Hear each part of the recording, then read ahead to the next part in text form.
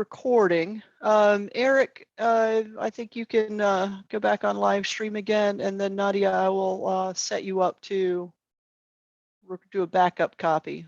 We are live.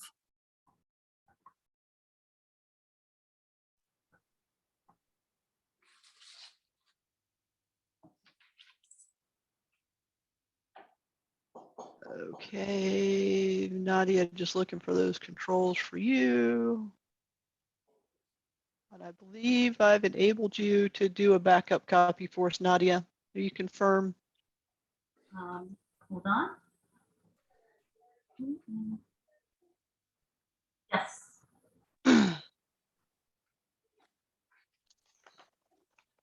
Okay, excellent. We will call this meeting to order. September 21st, Town of Lunenburg Conservation Commission meeting. In accordance with the requirements of the open meeting law, please be advised that this meeting is being audio and video recorded. The agenda lists all the topics which may be discussed at the meeting and those that are reasonably anticipated by the chair. Votes may be taken as a result of these discussions. Not all items listed may in fact be discussed, and other items not listed may also be brought up for discussion to the extent permitted by the open meeting law. Please address all comments to the chair. This meeting of the Conservation Commission will be held by Zoom for the benefit of those that may be watching this via live stream at the link provided on this notice. And if anybody does want to join the Zoom meeting, you may find the direct link on the town calendar. And I will read the meeting ID for the benefit of those that prefer it. The meeting ID is 847-6611-0417. The passcode is 627938.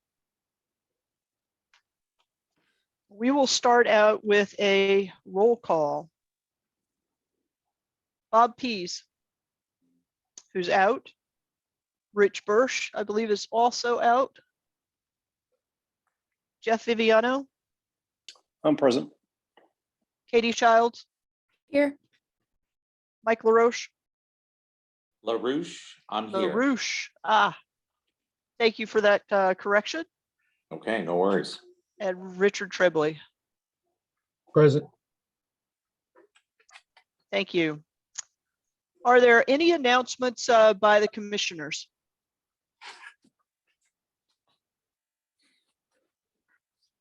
Do not see anybody that looks like they want to make a announcement. Are there any announcements by the public?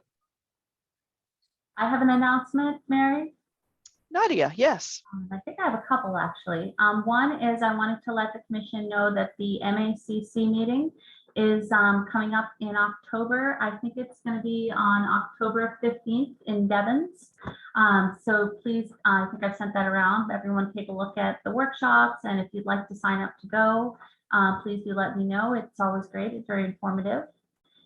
And then the other thing, I will let the commission know that North County Land Trust is going to be having an annual monitoring visit for the Hosmore Moose property on Hollis Hill Road. And that is going to be at 9 a.m. on Wednesday, October 26th. And anyone on the commission is welcome to join. And please let me know if you'd like to join. I'll send that around as well. Thank you, Nadia. Anything else?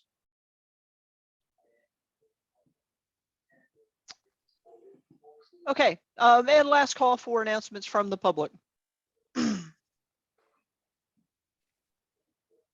Right, do we have the meeting minutes from the previous meeting, September 7th? I believe those have been distributed, haven't they, Nadia? I know I reviewed them.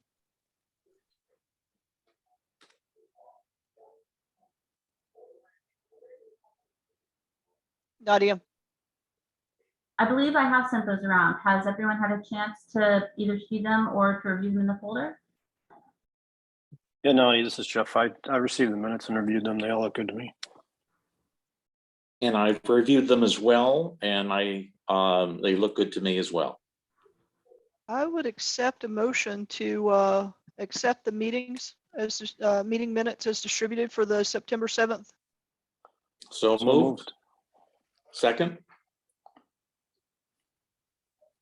Okay, roll call vote. Jeff Viviano, Aye. Katie Childs, Aye. Mike LaRoche, Aye. Rich Tremblay, Aye. and I for myself. Okay, that is unanimous to accept the meetings as published, Nadia. Okay, thank you. Do we have any appointments? See appointments and hearings on our calendar, but I'm not aware that we have any appointments. So, okay, it means I need to move on down in the agenda and start reading. Okay, we will move into the new public meetings and hearings portion of the agenda. Do we have the residents or the representative for 290 New West Townsend Road present? Yes. Very good. Pursuant to Mass General Law, Chapter 131, Section 40 is amended, and the Town of Lunenburg Wetlands Protection and Municipal Bylaws, a public hearing on a notice of intent by Carol Gaudette for the replacement of a septic system at 290 New West Townsend Road. Very good. Mr. Smith, is there anything that you would like to present to us or review? To maybe overview the project plan? Yes, I don't know if Nadia can put the plan on if you need to see it. It would be nice to see that as we talk about the project. I need access to share screens for that. Oh, okay.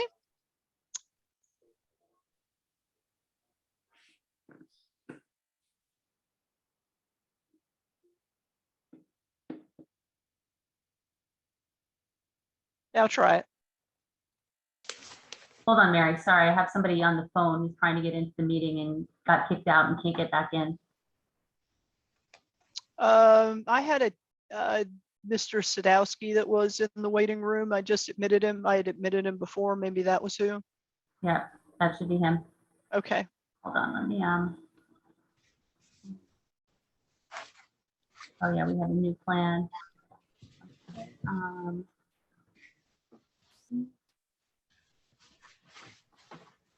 gonna share it now. There it is. So this is the site, and I'm sorry, I don't have a way to rotate it easily. The arrow up there. Yeah, that's fine. Oh, I'm sorry.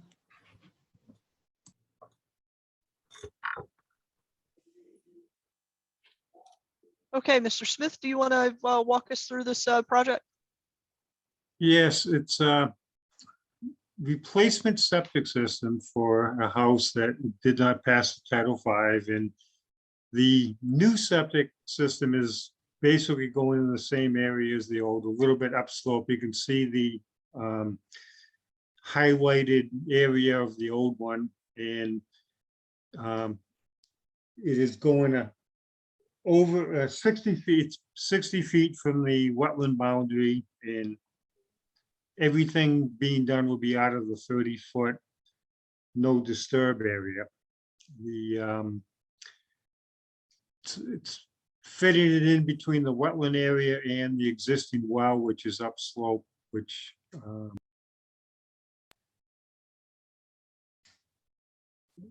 basically it's the best place that it can go to meet all the regulations to get a compliant septic system for this existing home.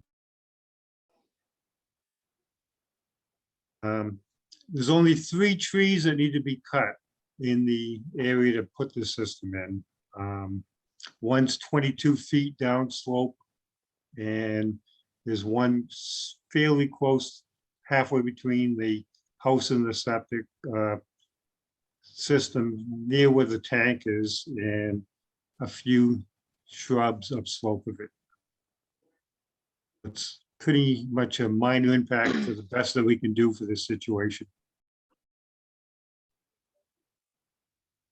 Do you have the trees that you're going to cut on the designated on the drawing? I don't, but I sent some pictures yesterday to Nadia I went to the site and I staked the system out and I put flags on the 3 trees and sent them.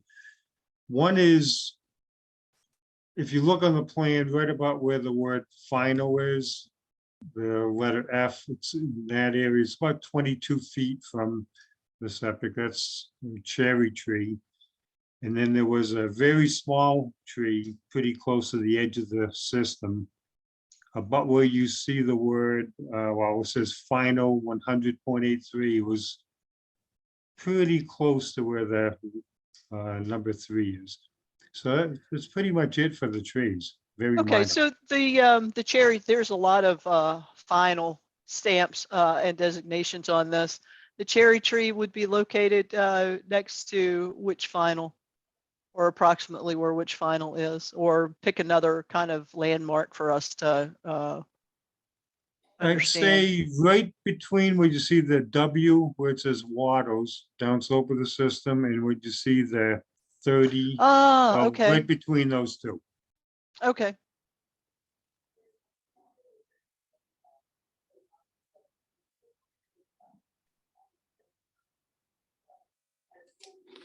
Okay, and then the wattles that you're gonna place would follow that double dashed line. Is that correct Yes, interpretation of the that's drawing? correct. The double line there. Yes, that's exactly where the Waddles would go through. Yep. So they're probably 6 feet on the closest point to where the 30-foot no disturb is.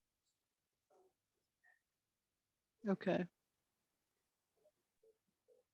Okay, so you're only touching one tree that's inside the 50-foot buffer zone. Is that Yes, yeah, that's accurate. Yes. okay? I don't have any further questions. Do any other commissioners have questions they would like to ask the applicant? Mary, this is Jeff. Was there a site walk done? And if maybe those There people was. could just kind of, okay. I wasn't able to make it this past Saturday. That's why I asked. Sure. Yeah, there was a site walk done on Saturday. I was able to attend with Rich and Mike. And the applicant is, I think, fairly representing this as being very tight. But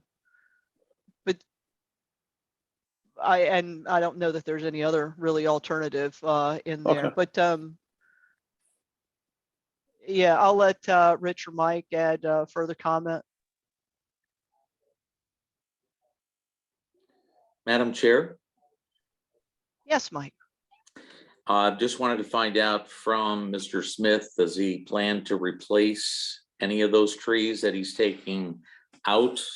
I guess we're just looking if there's only one in question in the area that we have jurisdiction on, will he be replacing that tree?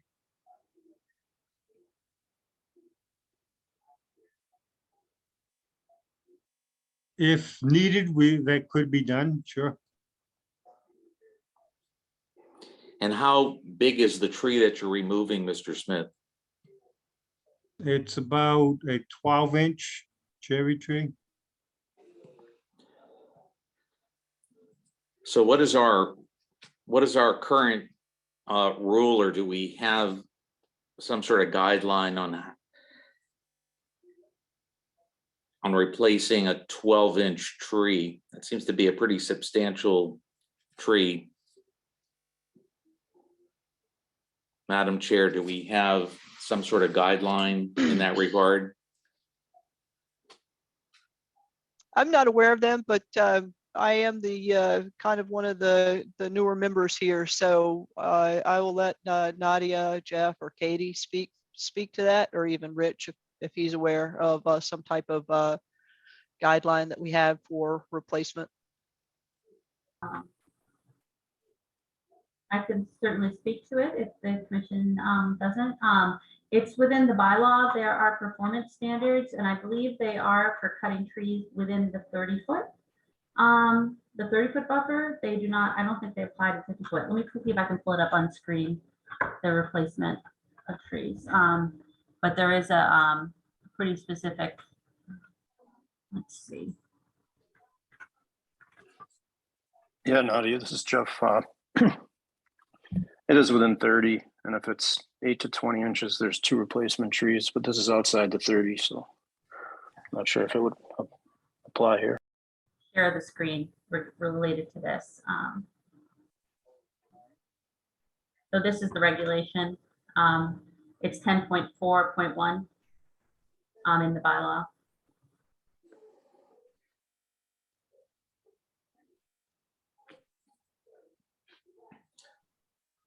And it's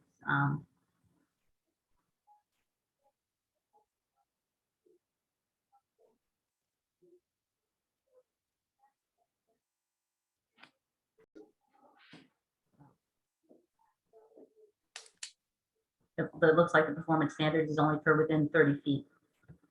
Okay. Thank you for that clarification, Nadia. Thank you, Nadia. I would be I interested. I misunderstood, Mary. I thought the tree was in the 30-foot. 50. I thought it It's was in in the the 50, 50. Mhm. not the 30. Okay. I Yeah, stand I corrected. should have clarified that that was 22 feet from the septic system going down, but definitely not in the 30-foot no disturb. I should have been more clear. So Thank you, Mr. Smith. Thank you, Madam Chair. Rich, Thank you, Madam Chair. I was just wondering if we had, what was going to happen to the existing system once a new one goes in? What are your plans? the existing is so close to the one that's being built when they dig the soil out to put the new one in, and 5-foot over dig and some of the fill that goes around it. The existing will be taken out, replaced with brand new fill, and the new system will be put in. So that should all get dug out and taken care of in that manner. They'll truck it away. Very good, thank you. do we have any abutters on that care to comment? Okay, I'm not seeing anybody raise their hand. So I am looking for a motion and conditions if the commission feels they're applicable.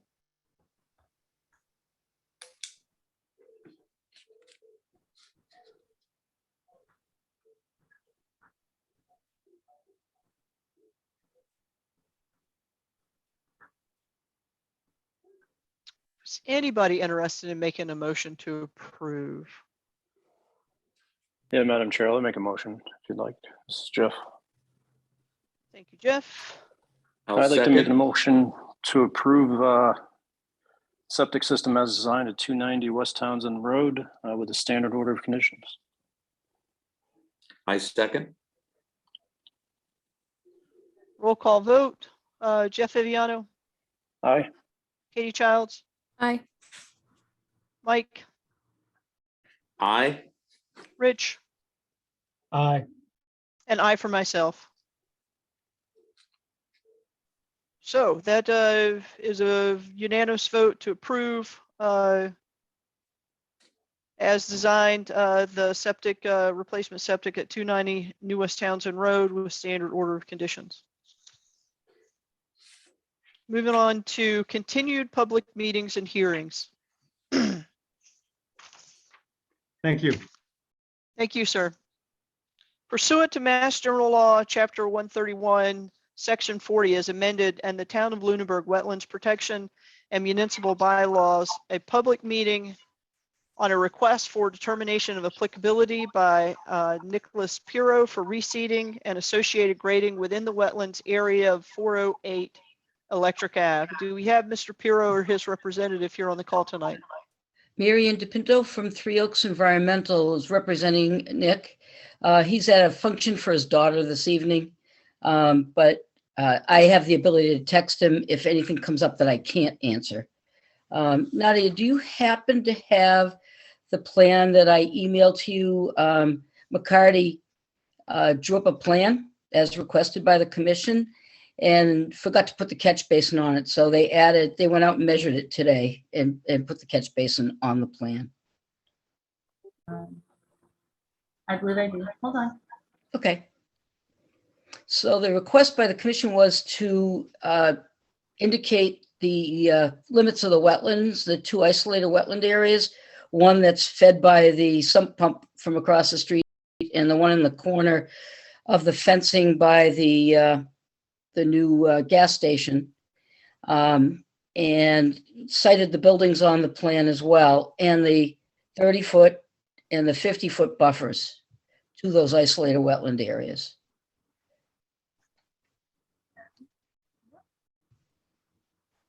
Thank you, Nadia. I staked out the wetland areas, and I had the landowner stake in straw wattles at the limits of the wetland areas. So they're currently protected from the cleanup that was going on back there. They have revegetated themselves with a variety of sedges and rushes, herbaceous plants that were already in the soil. At this point, the intent is to finish the cleanup around the building and remove the stumps and the bits of car parts and so on that they had started to remove. When that's all cleaned up, the area will be pitched towards that catch basin. The catch basin is owned by the town, I believe. You can see the easement there.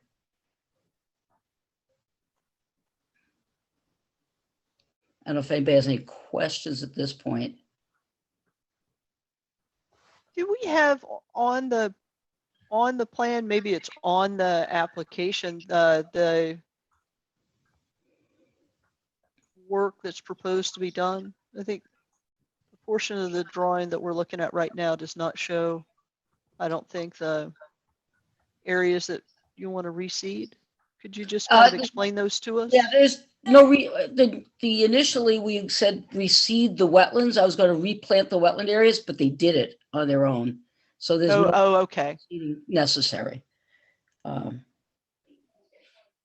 The only work is behind that existing garage to clean up any remaining debris. That's what had started this whole thing. They'd gone around the back of the garage and started pulling out debris that had been stockpiled back there.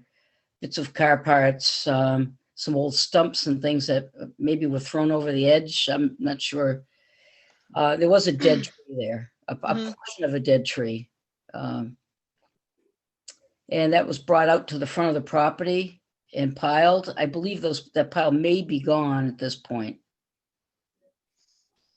Okay, there's also a note here in the agenda about associated grading. Where was the grading done?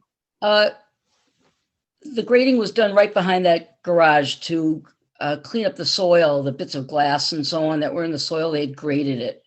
And it was, they'd gotten into the wetland area with equipment, but didn't grade the wetland areas. And the wetland where the sump pump runs, that's on the left side of that, discharged to that existing catch basin overland. And that the intent is, once this is all stable, I believe they're going to put grindings around the building afterwards. I could text them to see if it's going to be paved, or it might be just grindings, or actually gravel. I think they're going to gravel it. That would be important to know. Yep, I'll do that right now. And the building that you're talking about is the existing garage. Correct. Okay, yeah. Where are they going to put the gravel? Like how far out from the garage, around the perimeter? What's the intent there? Yeah. Gravel.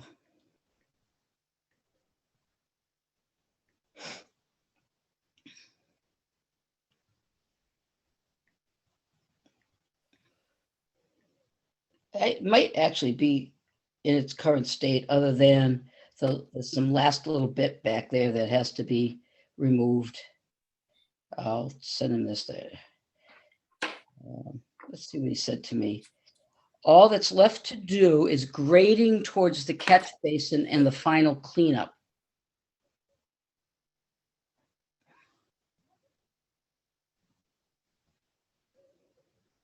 And would that be a grading, what, a slope in there? Yes, it's going to Catch slope. basin? Yeah, it's going to slope because of the disturbance that occurred back there. It's not sloped towards the catch basin at the current time. So the slope will be restored to the catch basin where they had been working, removing debris. There's still some piles back there. You know, the land isn't even, so they're basically going to grade that out. It does fall within that 30-foot no touch, but it was an area that had been previously disturbed as well. The biggest issue was that they had gotten into the wetlands with the equipment.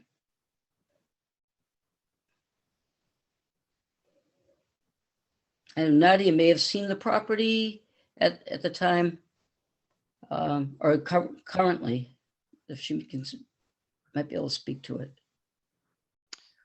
I actually will open the floor to other commissioners that may want to add comments or ask questions.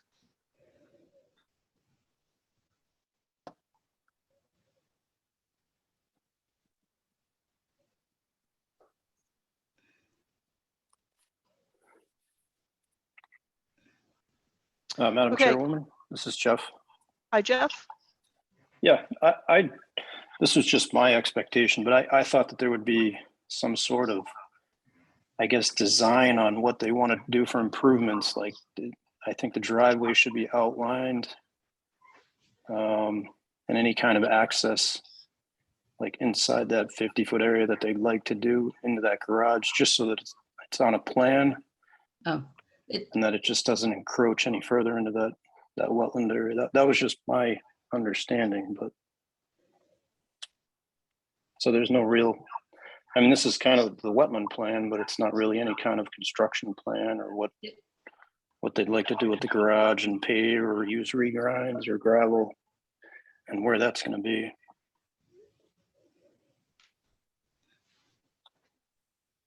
if I could respond, please. Yes, Mr. Peno. Thank you.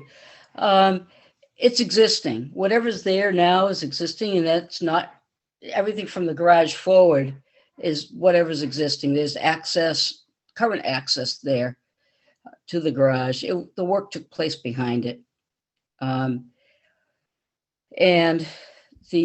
what they would like to do is to place grindings around the rear of that building so that they can continue to drive around the building as they were once able to do before the trash was put back there.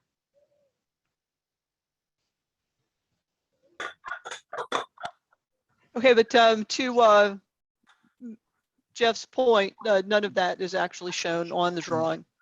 And even if it was an as-built type of drawing, we would expect to see that represented there, so there would be no misunderstandings about what is there and intended to stay and what additional might be added.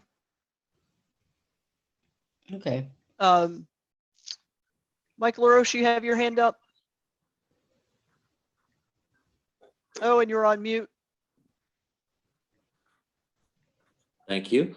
There was some discussion in past meetings regarding the discharge of a sump pump. Has that been resolved?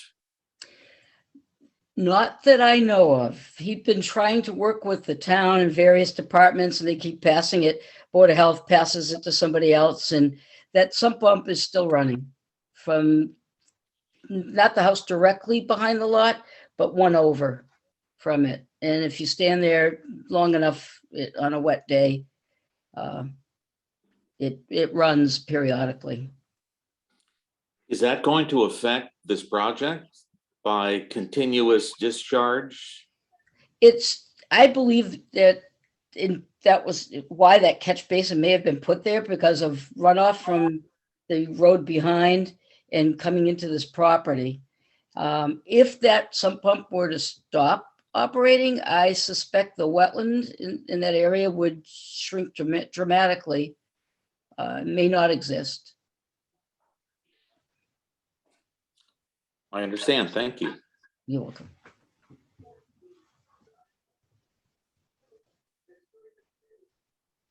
Any other questions by commissioners?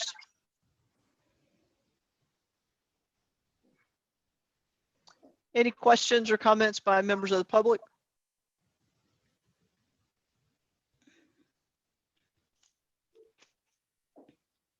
Okay, so I would like to see the drawing updated to include the driveway area and notes. I would like it annotated that shows what the driveway material is, and then anything like around the garage. I would like to see that designated here so that there's no misunderstandings about what we're approving or What if it's on taken under consideration.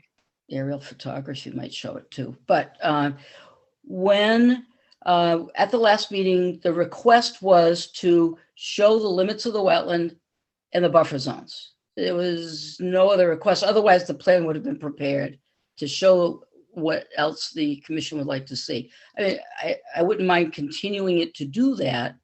I just wish we knew in advance. I think it could have been completed in time for today. I think that's a fair comment. And thank you for that. You're welcome. Chair? Yes, Nadia? All right, may I make a suggestion, which is that since RDAs are supposed to be, done fairly rapidly, it may be possible to include the request for a plan update as one of the conditions on the RDA, and that's be a really reasonable, kind of a simple condition to have. That sounds like a good suggestion. Thank you for that, Nadia. The speaker on my computer didn't pick up everything. If you could reiterate, that would be helpful. What Nadia had recommended is that any requests for drawing updates or clarity, the commission could consider adding that as a condition for the determination of applicability. Yeah, submitting an existing conditions plan would be a good idea. And he just emailed me back and said that the grindings we put on the left side around the basin, that catch basin, and that he would be just putting gravel behind the building. So it's not grindings. And he would loam and seed on the right-hand side of the building. Yes, those are exactly the types of details we would want to see on this drawing. Okay. So if there are no further questions, I would accept a motion. Motion to approve the determination of applicability with perhaps some conditions associated with that.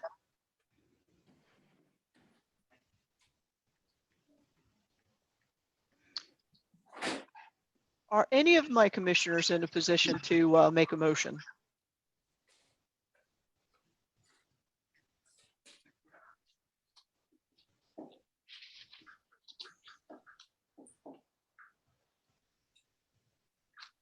So Madam Does Chair, anybody- Yes, Mike?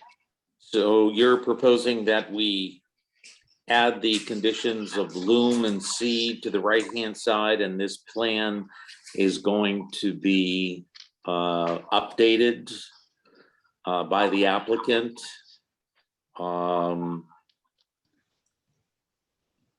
So how much are we asking the applicant to add to this present plan so we can approve it tonight?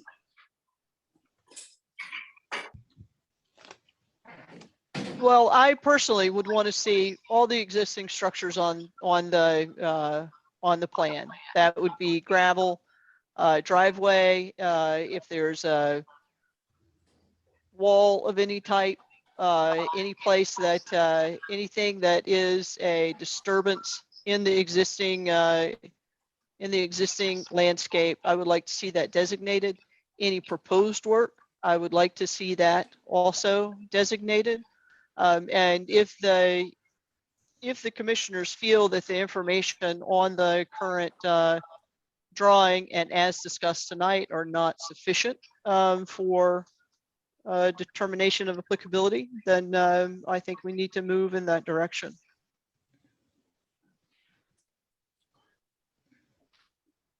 Madam Chair, it just seems to be so much we're asking the applicant to do to add to this plan and approve it without knowing, not to say the applicant would not do all of the things that we're asking them to do, but as my colleague, Mr. Viviano has mentioned, it really should be on a plan before we approve it, because who knows what will happen to this plan? Yeah. I think that's fair, Mike. I appreciate you saying that. So It would make sense to continue and Yeah. have the plan updated to show those things. if the applicant is amenable to continuing, would you be able to do that by our next meeting on October 5th? Yeah, I believe so. They were able to put a catch basin on there today. So I think we can update the plan to show the limits of the gravel and loam areas and indicate where the driveways in existing gravel areas.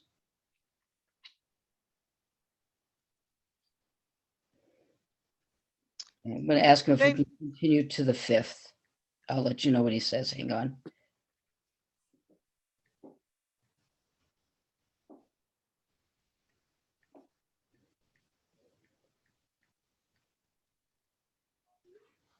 All right.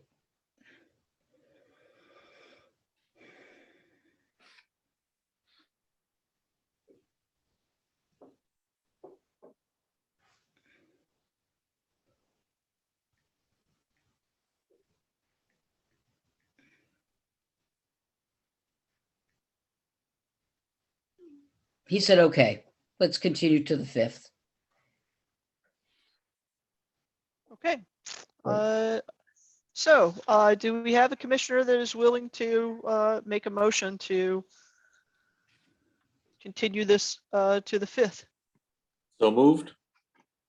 Second. Very good. Roll call vote. Jeff Viviano, Aye.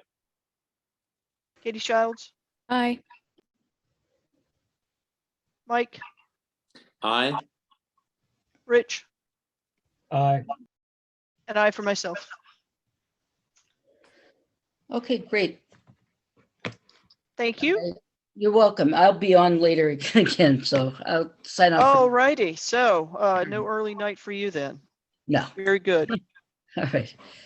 Okay, moving on to the next application. Pursuant to Mass General Law, Chapter 131, Section 40, as amended, and the Town of Lunenburg Wetlands Protection and Municipal Bylaws, a public meeting on a request for determination of applicability by Brian Haas for the paving of a driveway at 509 Townsend Harbor Road. Do we have Mr. Haas or his representative on the call tonight? Did not. I did have a chance to talk to his engineer today during a site walk, and the engineer, it's Chris Anderson. He currently has the plan ready. He just isn't ready to sign or stamp it yet. He probably will get it to me in the next couple of days. So the plan that the commission had asked for with the existing conditions, including or the pre-existing conditions, including elevations. Okay, so it sounds like maybe we have better confidence now because this one's been on a bit of a delay, but we have better confidence now. They'll be ready by October 5th. I think so. Part of the issue is that most of the engineering firms are backlogged at the moment and just are kind of moving through projects slowly. So it's just that seems to be the issue. Oh, well, that's okay. I have no issue with that. Certainly. I just want to make certain if we are, considering a motion to delay it, that we're actually delaying it to the appropriate time, because I know that some abutters have made a point of trying to be here every time we have it on the agenda, and I'd like to be respectful of their time The And, butter also called today and also confirmed that they wouldn't need to be here tonight. I think the applicant has requested to continue until October 5th. Okay, very good. Do we have any commissioners, and also I'll open it to the public, butters and whatnot, that want to make any comments at this time?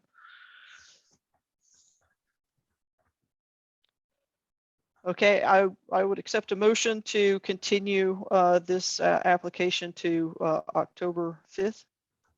So moved. Second, Very good. Roll call vote. Jeff?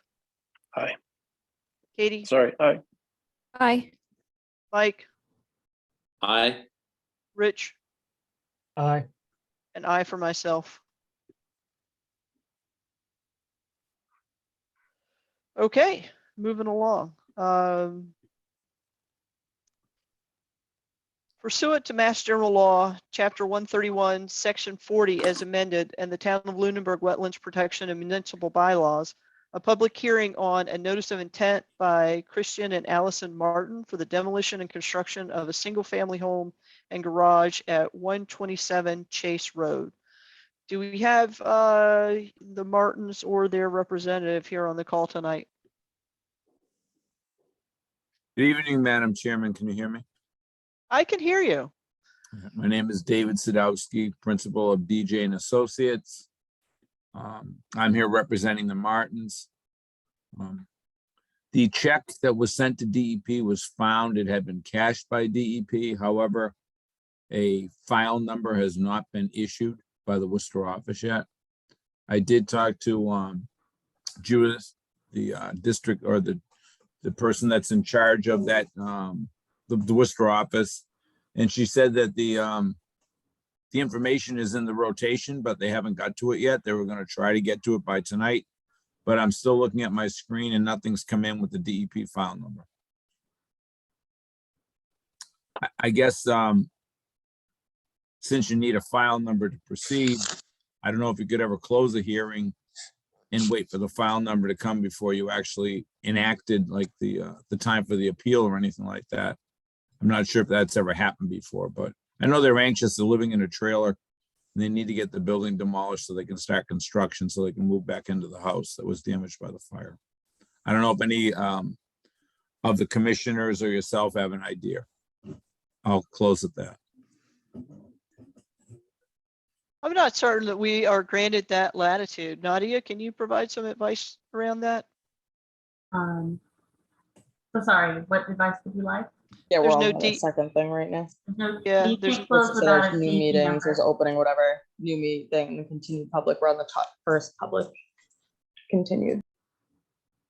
So I muted the folks that were talking because I think they were talking in the background, and I would ask them just to raise their hand if I unfairly muted them. Nadia, if you would tell us again. So the issue was there's no DEP number, and So it's not possible to close the public hearing until the DEP issues a number.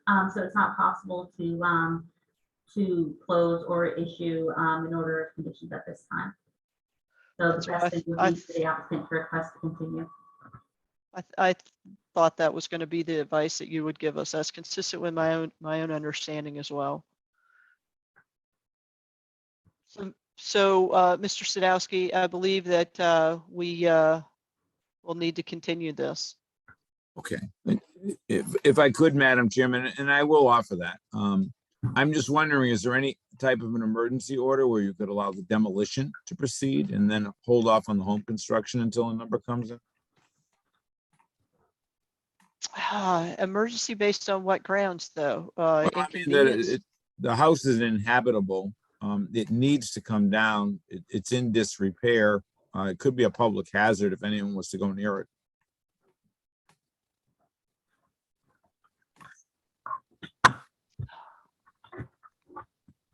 Again, I don't think that is. And Nadia, let us know. Is there a precedence for this or no?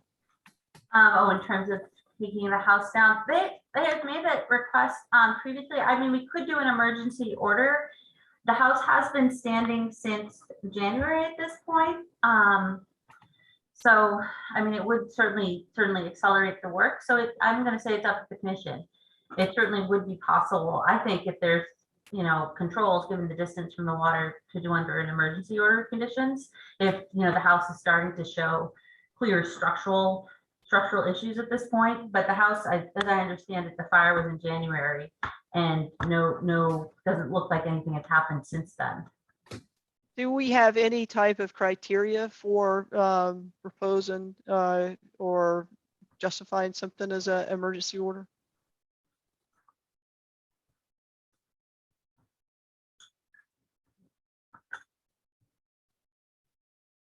I'm hard pressed just myself, and something that's been standing and there for 9 months, that it's suddenly an emergency without, you know, something drastically has changed, that sort of doesn't pass my own sniff test. But again, you know, I would like to hear from my fellow commissioners into where their mindset is on this.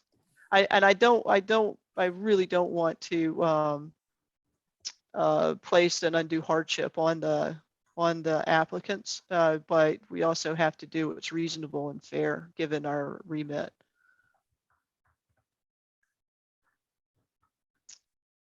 Mike, what are your thoughts around this? I certainly feel empathetic to the applicant.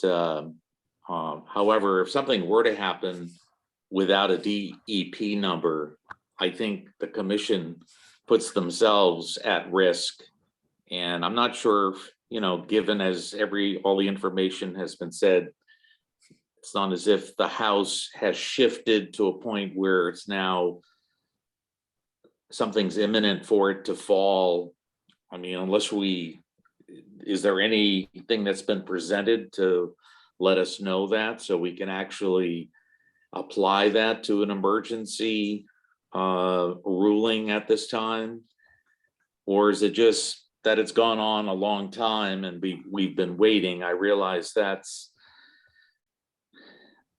you know, that's tough for an applicant to have to wait for the state to issue them a DEP number, but those are our rules. And as I said, unless there's something presented that can show us that there's a imminent danger for not waiting 2 weeks for a continuance, you know, all I can say, I'm empathetic, but I don't feel like the commission should put themselves in a position where if something were to happen. Thank you, Mike. Katie, what are Okay. your thoughts around this? I think Mike said it perfectly. I do have apathy. The state, you know, with everything going on, the state is kind of dragging a little bit, but I don't want to put it at a risk for the commission. We've had, you know, I don't think we've had too many issues in the past, you know, with that, but I just want to protect ourselves and would rather continue for 2 more weeks. Thank you. Jeff, what are your thoughts? Yeah, pretty much the same as the rest of my colleagues here, but yeah, I'd just say just put it off for another 2 weeks, if that's okay. Okay, and Rich, what are your thoughts? Yeah, I agree with what Mike said as well. It's unfortunate, but I think we need that DEP number to move forward properly. Okay, and I've heard from my commissioners. I see Marianne DePinto, you have your hand raised. You wanted to offer some commentary? Yes, from past experience. You can't close the hearing and you can't issue the order, but you can review what's proposed at this point, get a good understanding of it, so that when you do get to that meeting, it goes along quickly and can be approved at that time. Or as you look at it today, if you see that there are elements that need to be clarified, that can happen before the next meeting, that'll speed the process up. It's a suggestion.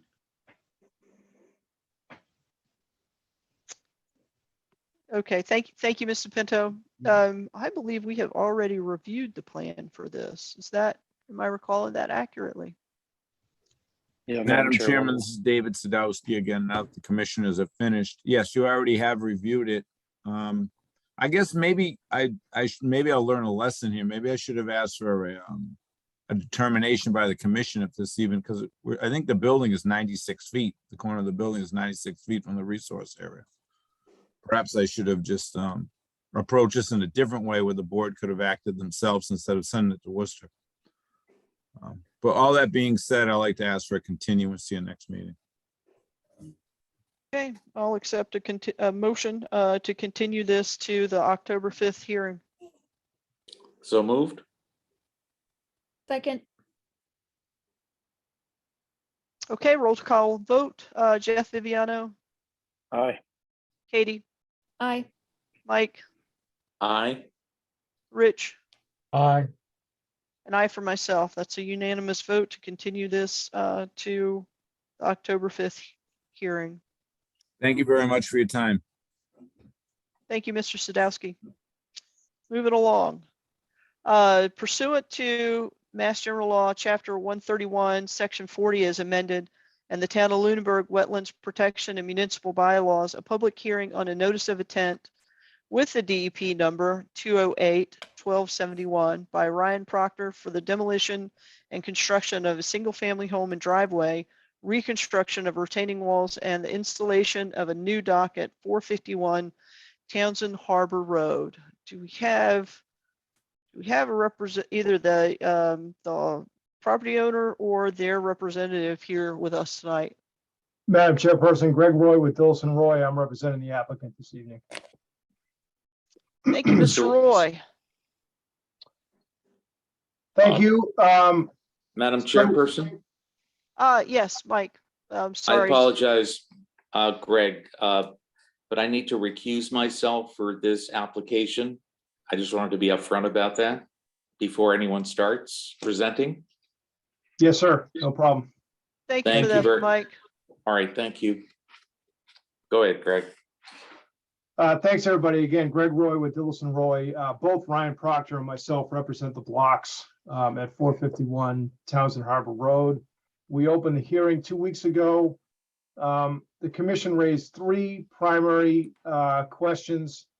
One was related to the work, the proposed house that was proposed, the section of the proposed house that was shown within the 30-foot no touch.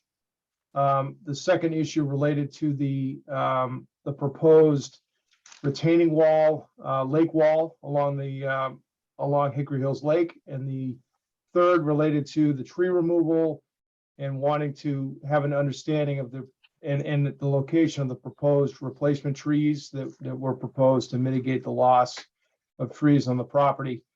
Last week on the 14th, we issued a plan set and a cover letter that addressed those concerns.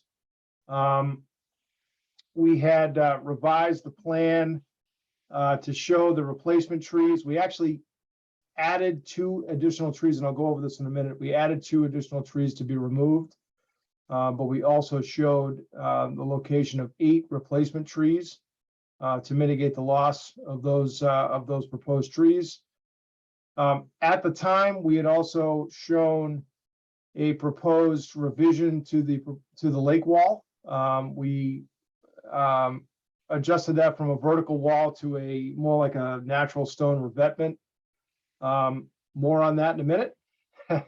And we also, the plan included a revision to the location of the house that shifted the house approximately 5 feet further away from the lake, which reduced, almost eliminated, but significantly reduced the amount of work proposed within the 30-foot no touch.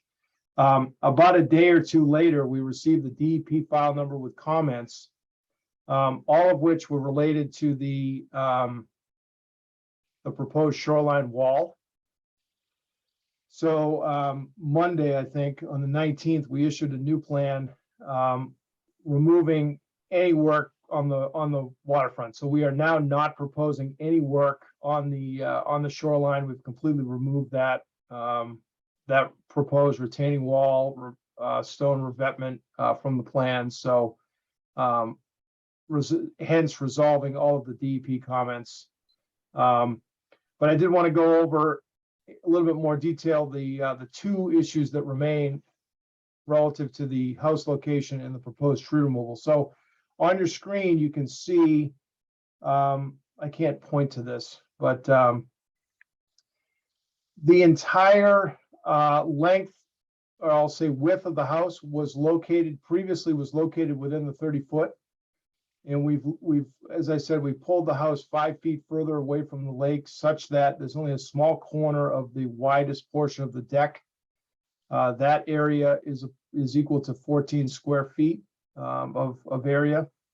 Again, it's a deck, so it's a permeable surface. It's not a solid roof surface, so there'd still be stormwater infiltration in the lake underneath the deck below that. It also represents still a significant, as it did in the first iteration of the plans, a significant reduction as compared to the existing home condition. So we think that was a positive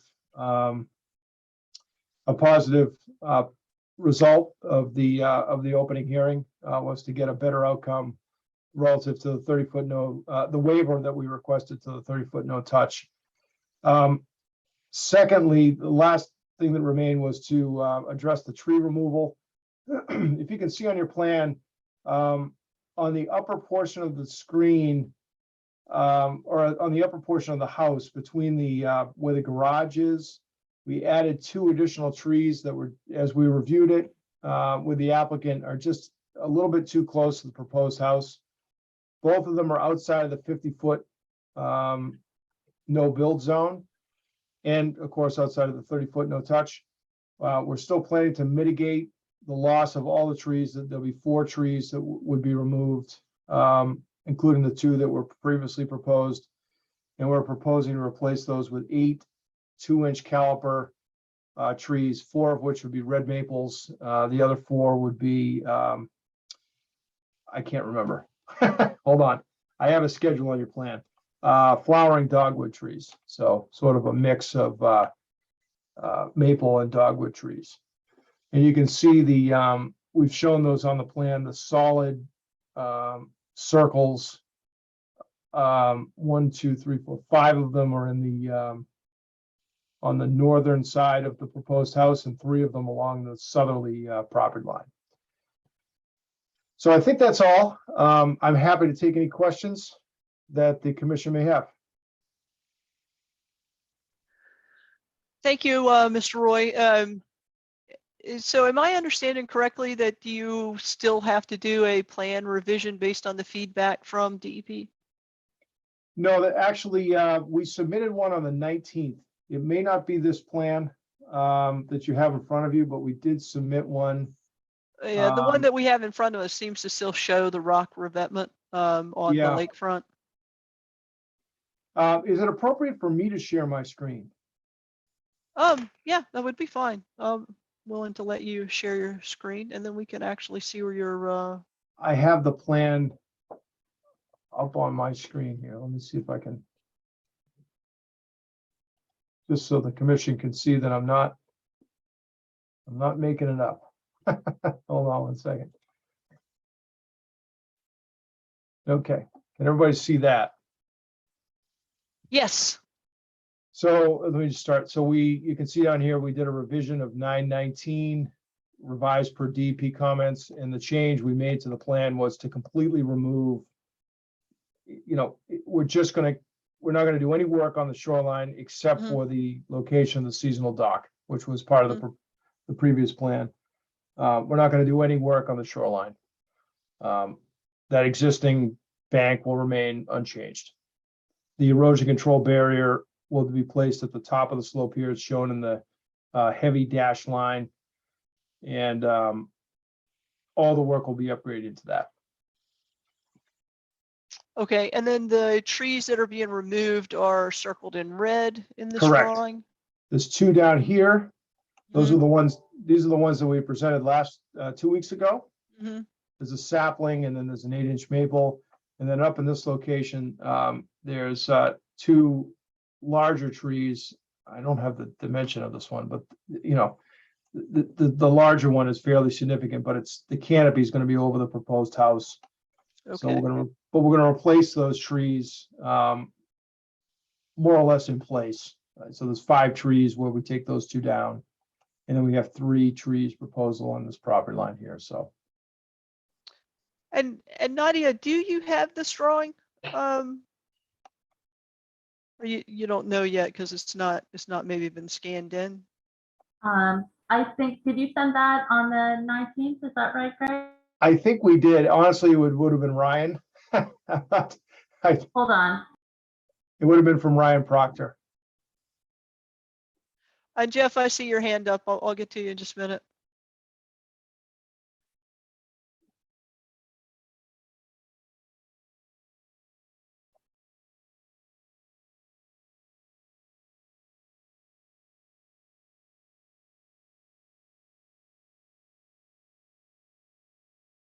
Okay, and actually, maybe while Nadia's looking, oh, Nadia, I don't, hold on. Go ahead. well, I was just going to say while you were looking, then maybe we could, I don't have any further questions. Maybe we could entertain questions from the commissioners, and I do know Jeff had his hand up. Yes, Madam Chairperson. Mainly just for our education, but what was the reason that DEP didn't like that stone wall that you proposed? Because we've had it approved many times in the past. Yeah, this is kind of an atypical case where we're proposing to really stabilize a piece of shoreline that didn't have a wall. It is eroding. We would like to do something with it, but the performance standards of the Wetlands Protection Act require a habitat study for when you're altering more than 10% of a shoreline or 50 feet, whichever is less, I think. I can't remember the terminology, but we're going to have to do a pretty expensive habitat study. I've done those in the past. They're $2,000 or $3,000, plus waiting another 4 to 6 weeks for a consultant to be able to do it, an additional filing fee to DEP. And when we presented all that to the applicant, they just said, it's not worth it. Okay, well, I guess that kind of raises my eyebrow because we haven't really, maybe there's somebody else that's reviewing these applications, but we haven't really run across that in the past. There is Added definitely expense. there is definitely a change at DEP Central relative to reviews. Okay. Particularly relative to the filing fees, they're now making applicants submit category 5 filing fees for basically it's the same fee that you would do for a coastal a coastal barrier wall. Yeah. $4 a lineal foot, which is definitely a change in my experience. That's changed over the last year or 2. The habitat study, though, that's not changed. We just, we were a little bit of a gray area here. Clearly, you don't have to do that when you have a wall, an existing wall that you're replacing. This is really, there's really not a wall there. There's definitely degraded and eroded sections that the applicant was hoping to shore up, but we're just not interested in pursuing that at this time. If not to say that it won't be pursued down the road, they just do not want to tie up the proposed house construction with that type of work. Yeah. So Yeah. if Okay. they may come back at you with another notice of intent to handle that in the future, but we'd like to separate those 2 items. Okay. Well, I guess it's just concerning to me because it seems to be, monetarily burdensome on the applicant. In the past, we haven't had this occurrence. I mean, we had one wall, for example, on Lake Shirley. I mean, it was hundreds of feet, and it was that stone that you pretty much proposed, and it was approved by DEP without comment. So No, I've done if it we're going to all head in over. this direction, it's going to be much more expensive. It is. And I'm not sure if it's going to really I think it'll really deter people from actually eliminating that kind of erosion from the shoreline, which is kind of what we want to do. So, I mean, with the stones that they are the way that they are right now, it's going to continue to erode eventually. I mean, we're talking 10, 20 years, but Yeah. so that's a little alarming to me that if we're gonna have to jump through these hoops in order to get that approved. That seems kind of crazy to me, but all right, well, thanks, Greg. Yeah, no, I appreciate that. That's what I'm seeing as well. I honestly, this is only the second time that, and I do quite a bit of lake work in the central district and various towns. It came up one other time. Actually, that's the reason why we didn't catch it this time. Is it came up one time previous to this, a month or two ago. It's a pretty new a new stance that we're seeing on the relative to the filing fees. So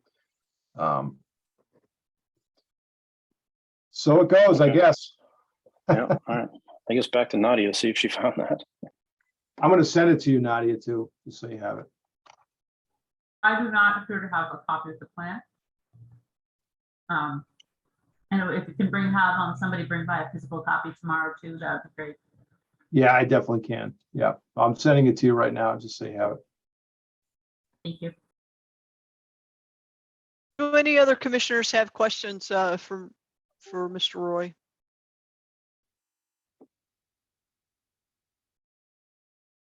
Do we have any abutters that wish to comment?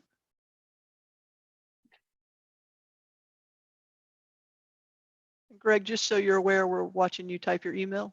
Sorry. Oh, you're on That's my. Yeah, I got you on share still. Sorry. yeah, no, that's okay. I just always like to, Thank in you. case you suddenly send a note to your mom or wife or something, want That's you to fine. be aware. Sorry about that. So are any members of the public wish to comment? Okay, I think we're in a position to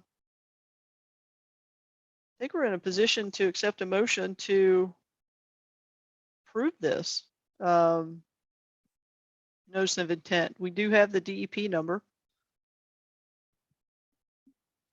Do we have a motion?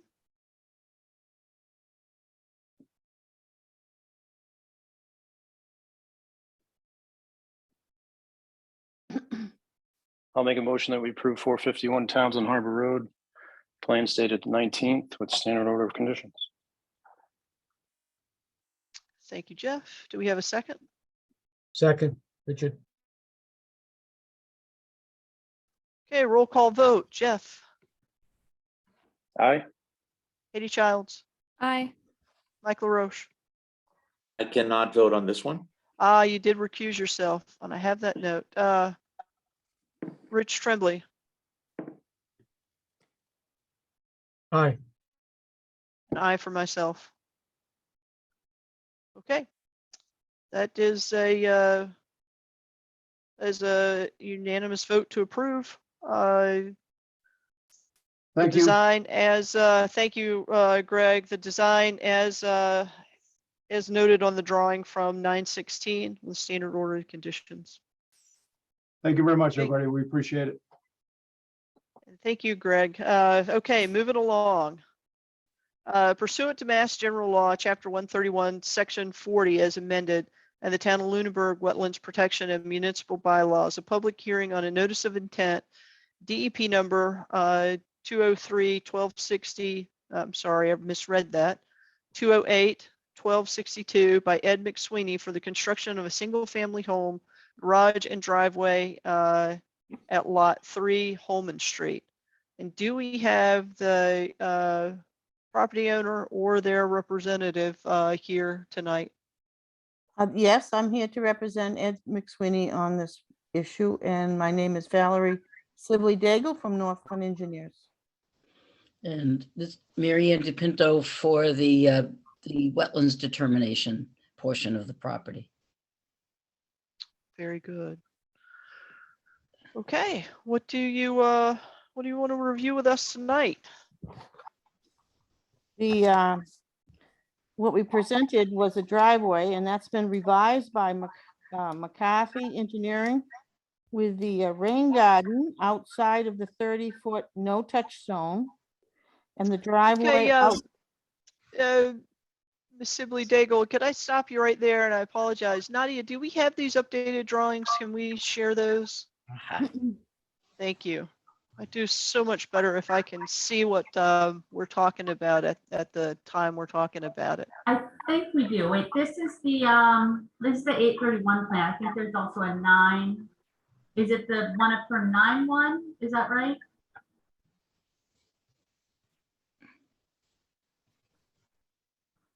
Ms. Sibley Daigle, You know what the most updated plan number is? It says sheet 1 on the last revision was on 8/23/22. 823. Okay, let's see. This plan is, That's the one. okay. That shows it on the upper right-hand corner of the layout of the lots. Yep. And it shows that we moved the lot line and the driveway to accommodate that 30-foot touch zone.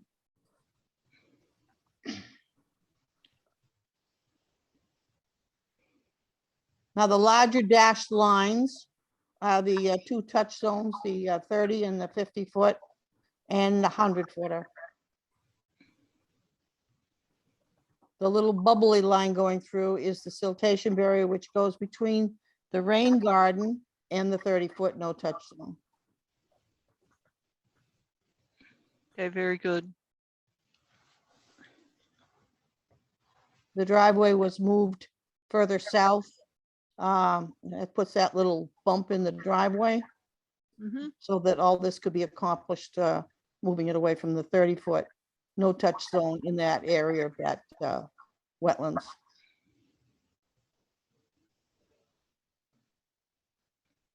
And this was a result of the commission requesting that that wetland area be looked at and additional flags be added, which I did do. And then that created the a further 30-foot no touch zone, hence the need to relocate the driveway. Okay, very good. I understand that. I don't think I have any questions for lot 3. I'll open the floor to fellow commissioners to see if they have any questions for the applicants.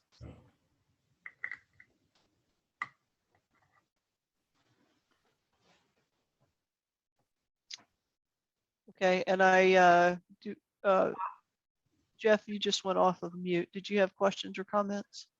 Yeah, Madam Chairwoman, does this have to go to planning board? And if so, did they? And I would assume it'd just be a pretty quick approval on their end, but Yes, it has been through planning board, both lots 3 and 4. 4 is your next hearing. It's on the same. Okay. Okay, that's all I have.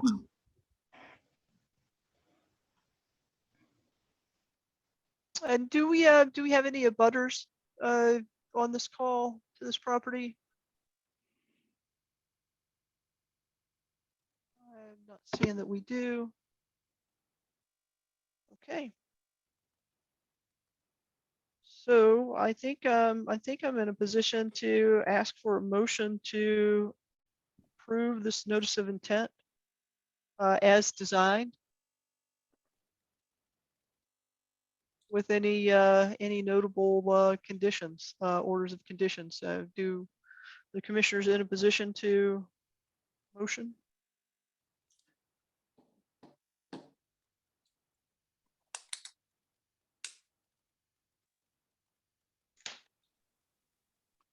Yeah, I'll make a motion to approve with standard order conditions. Thank you, Jeff. I second. Okay, roll call vote. Jeff Viviano, Aye. Katie Childs, Aye. Mike LaRoche, Aye. Rich Tremblay, Aye. and I for myself.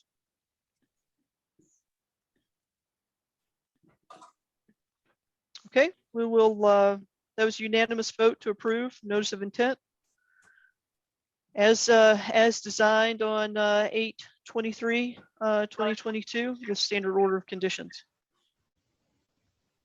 Moving along to the next application pursuant to Mass General Law, Chapter 131, Section 40 is amended, and the Town of Lunenburg Wetlands Protection and Municipal Bylaws.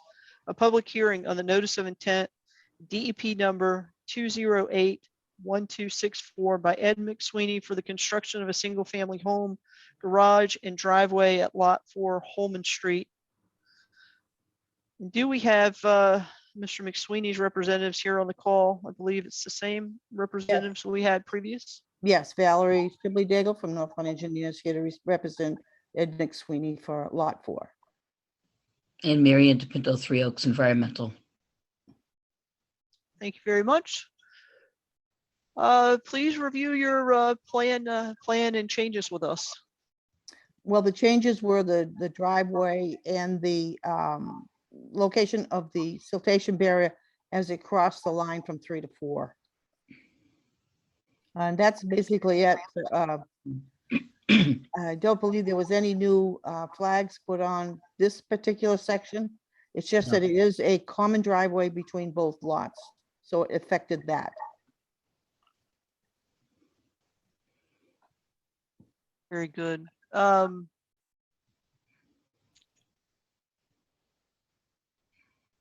don't believe I have any questions. Any of the my fellow commissioners have any questions on Lot 4?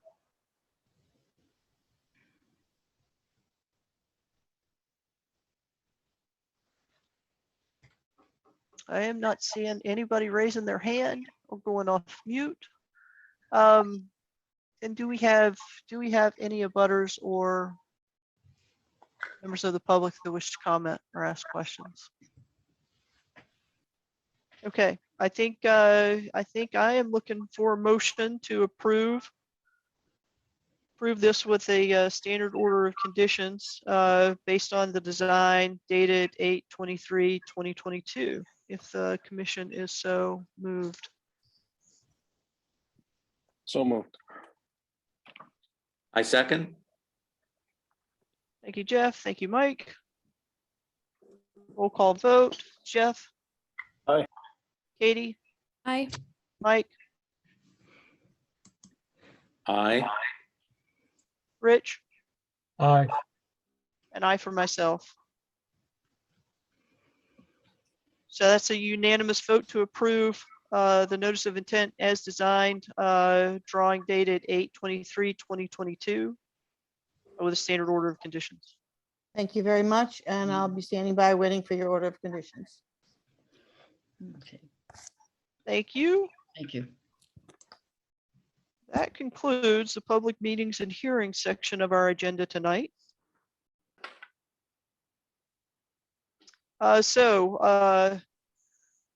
New business. On this agenda, we have election of officers, which we do not have all members participating, so that will be delayed to a future meeting. Lake Shirley floating mats is on the agenda. Do we have anybody here that wanted to speak to that tonight?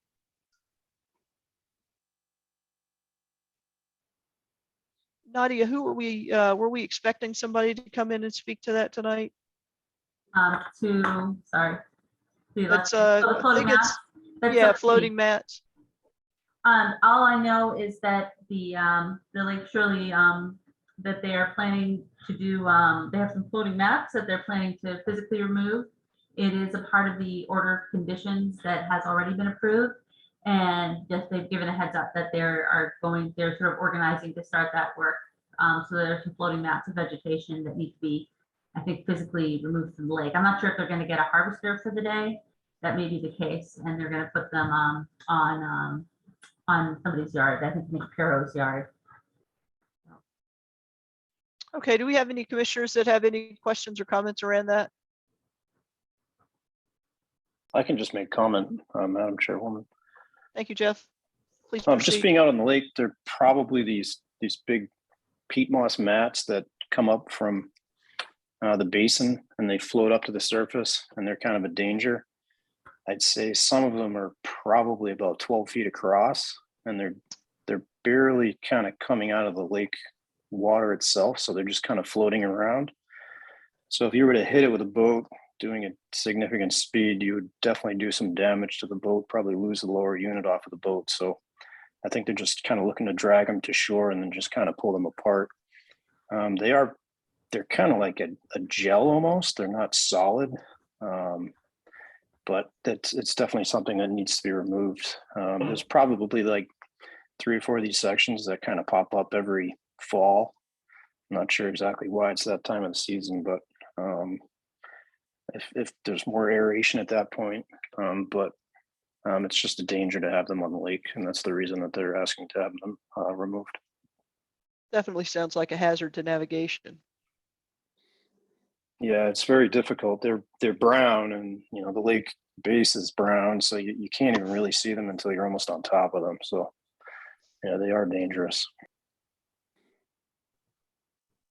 Okay, and it sounds like that was part of an order of condition that had already been approved. So other than acknowledging the notice, is there any other action for us on this, Nadia? I think that's it for now. Okay. Girl Scouts, bench projects and articles. Do we have anybody on the call tonight that wishes to comment about that? And if not, I will. Just for visibility to my fellow commissioners, some local Girl Scout troops last year had created a fundraiser with Trex, which makes the lovely decking material, and outside hardscape type of material. So they did this fundraiser to collect film. And if they collected, I think it was 500 pounds of film, they would be granted a Trex bench. And they did make that benchmark. They do have that bench. And they will be approaching us sometime in the near future with some proposals on where to locate that bench. They had talked to Bob in the spring, our chairman, about locating that on conservation land somewhere maybe adjacent to a trail. They have been talking to both me and Bob about potential locations where that bench might be most appreciated. So we will be looking forward to a presentation here in the next 4 to 6 weeks with a formal proposal from the Girl Scouts on that. And then the commission has also been approached by Girl Scouts of America to partner with the Conservation Commission and do periodic articles in the Lunenburg Ledger to kind of socialize events, socialize happenings across the conservation lands. And if any of our commissioners are interested in partnering with Girl Scouts, that would be great. And you can reach out to me and or Bob individually. And if not, I am perfectly willing to and enthusiastic about partnering with the Girl Scouts and helping to foster that relationship. I think that'd be a really good thing. Any questions or comments about that? Okay. Were there any other topics in the new business, Nadia, that we needed to cover? There might have been one. Hold on. I think I sent something today.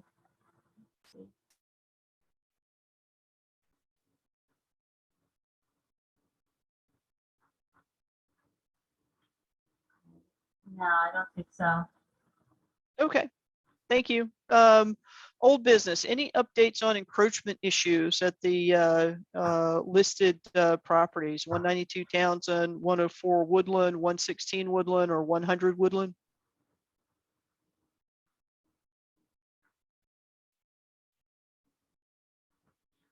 Yes, I do have an update on 100 Woodland Drive. Very good. And hold on, I did go out today and get a chance to confirm the encroachment. They have all the stakes up from the surveyors. So let me go ahead and share that.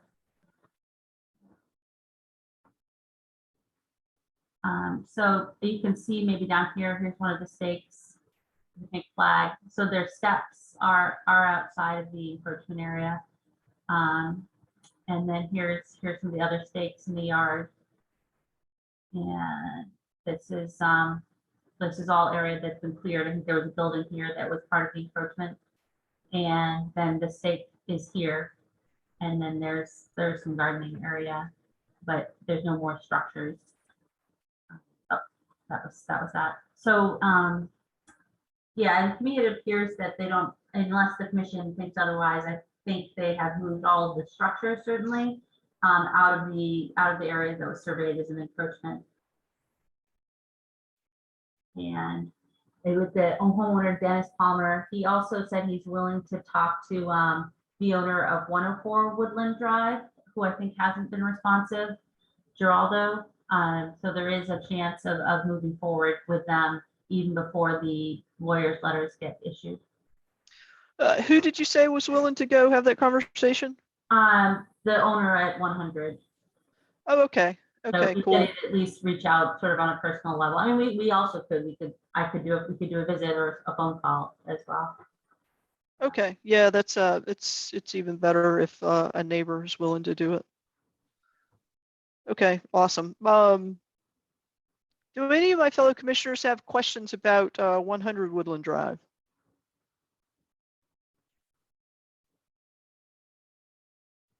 Nadia, what do we have to do to confirm that the commission is satisfied on the remediation that's happened there at 100 Woodland Drive? I mean, I think you could certainly do a vote. Okay.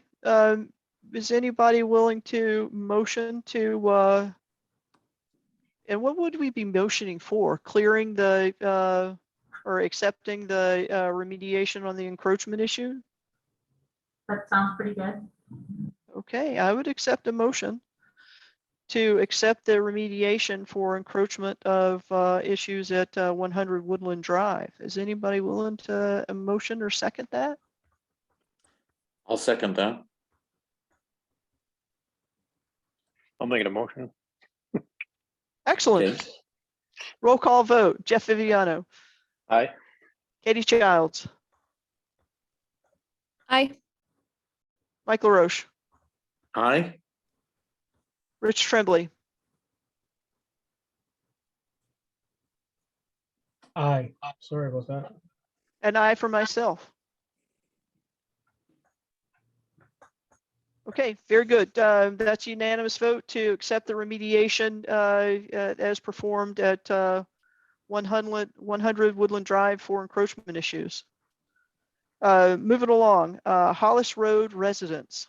It looks like we have need to discuss the caretaker contract. Is that right? I had put that on here. Since then, I've had the opportunity to speak with Matt Marrow about the caregiver contract. There is one currently that was good until the end of 2021. And at this point, the caretaker is on a month-to-month contract, which is what is defined in the contract. So it's just on a month-to-month basis. Matt seemed to think there was a reason that the commission had decided that, and that Bob Pease would probably know what it is. Well, I know for some leases that's actually just kind of standard when you have a long-term resident there, but so I'm not concerned about it just on the face of it. Do any of my fellow commissioners have further history on this, and is there a discussion point in that?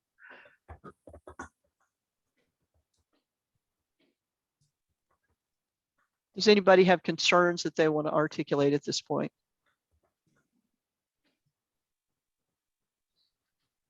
Okay.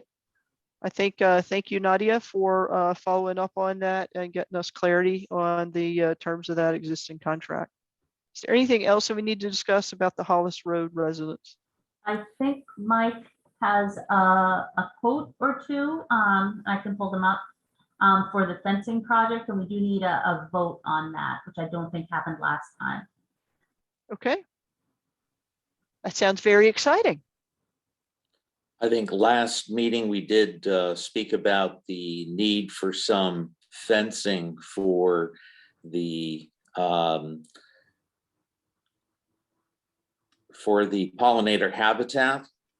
And we did get 3 quotes, and it looks like the quote that's the lowest that we have an account with is with the Home Depot for $944.63. And that's, as you can see there, fencing to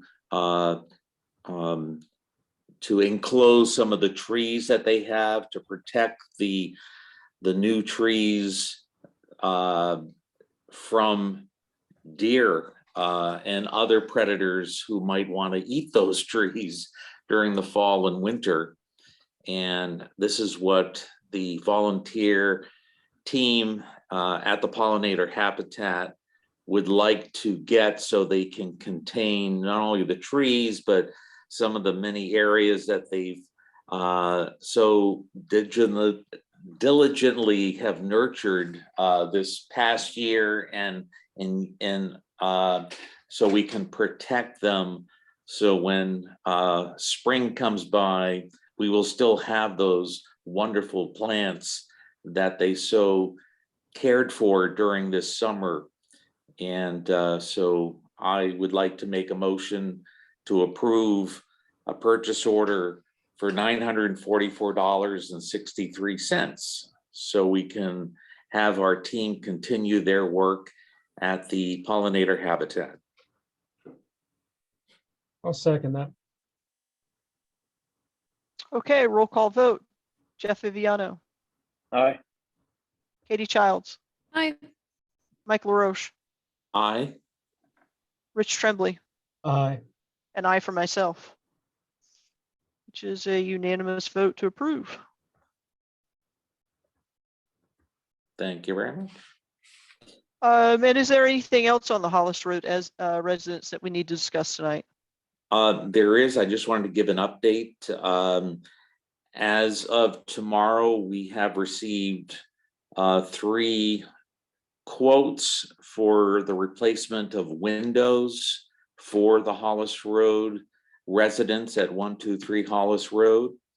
I've been working with Julie Beliveau, who's been orchestrating all of the advertising and receiving the quotes.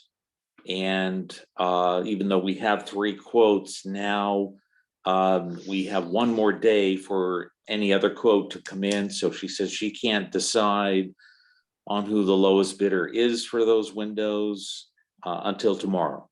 So so that's the latest there for the windows. And we continue to get other quotes for kitchen cabinets and countertops that are in need for that property. And we've just begun receiving numbers and hope to keep everyone apprised at when those quotes come in, and when we're still a long way, given we've just begun there. And the good news is we fixed the lawnmower today. So the lawnmower that cares for mowing the paths around all that vegetation, we were able to get a spark plug today and got the riding lawnmower to work. So hopefully we will continue mowing the habitat from this day forward. And that's all the good news we have for the habitat so far today. Well, excellent. There's a lot going on there. There is. Okay, thank you for that, Mike. We will move along to certificate of compliance for 160 Mass Ave, DEP number 208-1259. Yes, and this, that application is actually not quite complete. I do have some feedback that I need to give them first. But we do have 2 additional requests for certificate of compliance from 100 Woodland Drive. These are some certificates of compliance that for orders of conditions from the prior owner of the property. One of them was issued in 1988 and the other one was issued in 2002. The one in 1988 is 208195, and it would be nice if I went out and looked today. This one is for the septic system. It is, built according to plan as far as I can tell. Everything's completely vegetated. It's 20 years later. So I would recommend to the commission that you go ahead and vote to approve the request for certificate of compliance. And I'm sorry, Nadia, what is the address for the 100 Woodland Drive. 100, well, okay, 100 Woodland Drive. Okay, I'll accept a motion.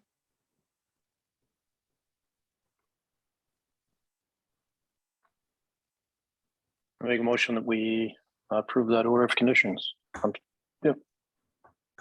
Second, Thank Sorry. you, Jeff. Thank you, Mike. I'm sorry, certificate of compliance, right? Is that technical? Yep. Okay, roll call vote. Making a note here. Jeff, Aye. Katie, Aye. Mike, aye. Rich, Aye. and I for myself. Okay, and there is also a second order of conditions that was issued again to the prior owner. And this one was issued in, I believe, in 2002. This order of conditions was for a garage and some other structures that were never built on the property. And so instead of a regular sort of certificate of compliance, they would need to do one that is a certification that the above order of conditions has lapsed and is no longer valid, as the work was never started. So it is a different sort of an order of conditions, but it would be great if the commission could also vote on that. The order of conditions number is 208681. Okay, I'll accept a motion to I guess, note that the pre-existing order of conditions has lapsed and no longer valid. Do I have a motion? So moved. Thank you, Jeff. Second.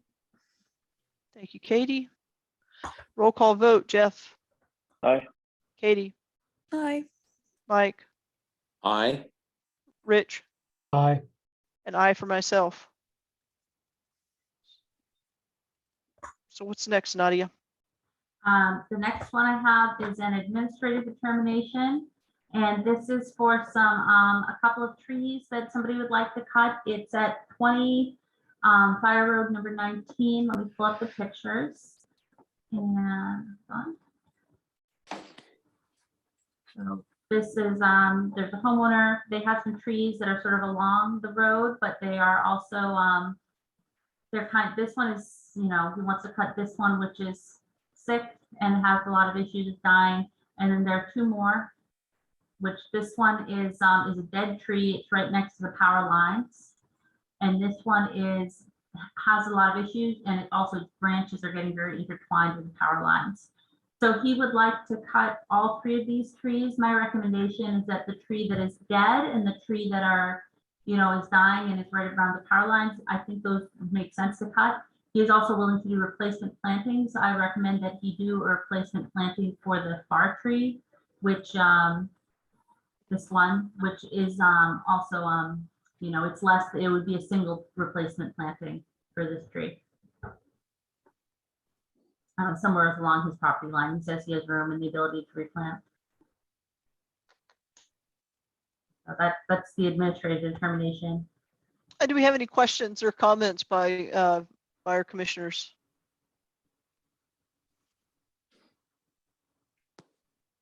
Madam Chairperson, Yes, do we Mike. know how close these are to the water? So the water, Mary, Madam Chair, would Looks you like like? it's right on the water. Yeah. Oh, it's on the Right water. here. Yeah. No, the road Nadia, driveway is also right here. Thank you.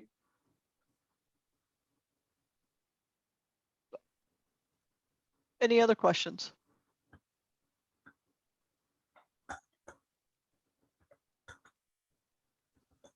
And would we be making a motion to accept the administrative determination with the order of conditions for replanting of the trees that are approved to be removed? Yes. And in the drawings or in the photos that you showed us, are all of the trees in blue your recommendation to proceed with removing, or were there some of them shown in blue that were not, that you recommend leaving? There are only 3 trees. I would recommend cutting all of them. I think the justification for cutting them makes sense. They're all in trouble, and this one in particular is quite entangled with the utility line.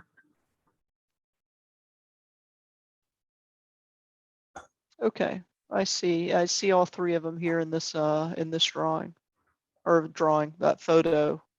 There's one here. One Yeah. here, one here. I think the thing that was getting me confused, but I've got it straight now, is I think we had a photo of like the big ones individually, but they're not addition. It was just them individually. Okay, I would accept a motion if the commissioners are willing.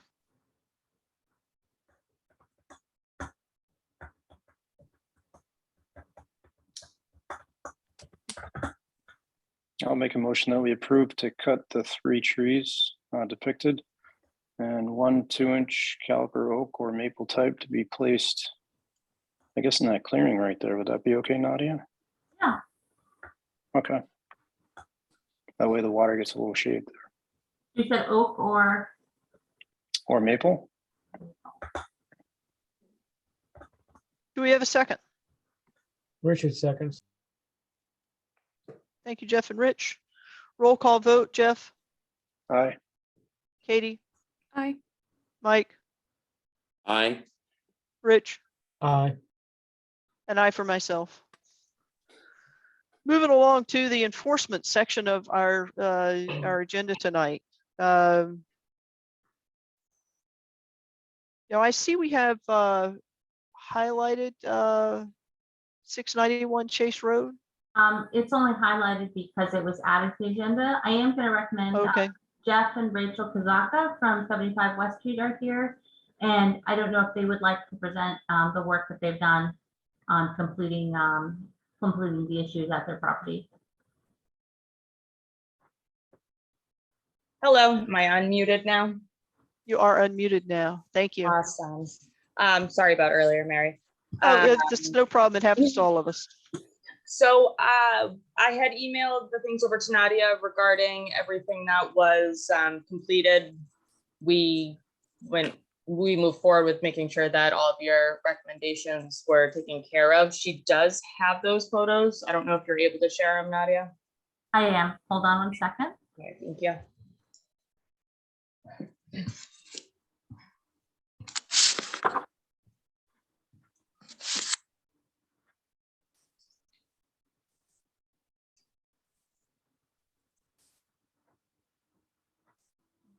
You guys will see in the pictures, we put the straw wattle down on the side to make sure there was no issues with erosion.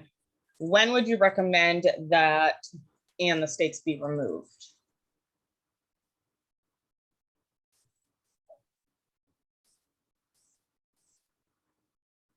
May I speak, Madam Chair?